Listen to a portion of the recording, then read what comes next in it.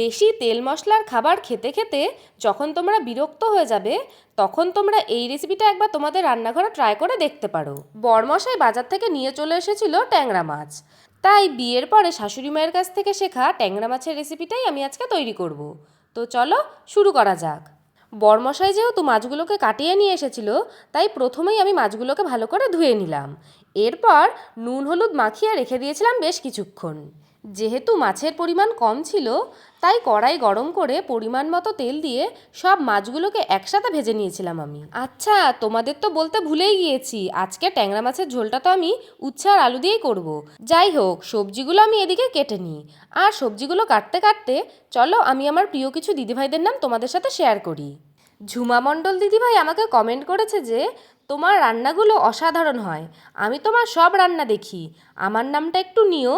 Thank you so much দিদিভাই। একটা মিষ্টি দিদিভাই আমাকে কমেন্ট করেছে যে হাই দিদি, আমি আসাম থেকে বলছি, তোমার ভিডিও আমার খুব ভালো লাগে, প্লিজ আমার নামটা নিও, আমার নাম Dimple Dutta. Thank you so much দিদিভাই আমাকে এত সুন্দর একটা কমেন্ট করার জন্য।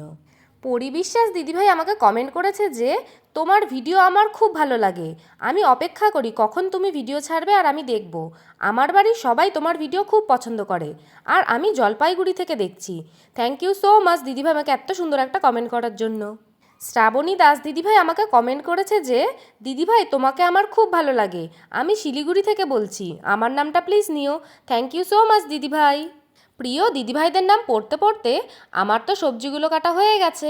এরপর কড়াই গরম করে পরিমাণ মতো তেল দিয়ে আলু আর উচ্ছেগুলোকে আমি ভালোভাবে ভেজে নিচ্ছি, আর সাথে দিয়ে দিচ্ছি 4টে চিড়ে রাখা কাঁচা লঙ্কা। এবার উচ্ছে আলুগুলো ভালো করে ভাজা ভাজা হয়ে আসলে কিছুটা পরিমাণে জল দিয়ে ফুটিয়ে নিয়েই আমি নামিয়ে নেব।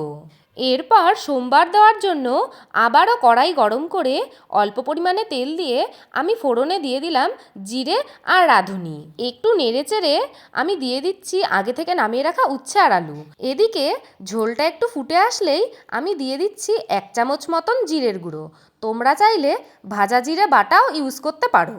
এবার আমি ভেজে রাখা মাছগুলোকে ঝোলের মধ্যে দিয়ে বেশ কিছুক্ষণ ফুটিয়ে নিচ্ছি। ব্যাস, মাছের ঝোল তো আমার রেডি, এবার তো নামিয়ে নেওয়ার পালা। তোমরা কিন্তু এইভাবে মাছের ঝোল বাড়িতে ট্রাই করতে ভুলো না। আজকের মতন এইটুকুই, চলে আসবো নতুন কোনো ভিডিও নিয়ে। তো চলো, টাটা।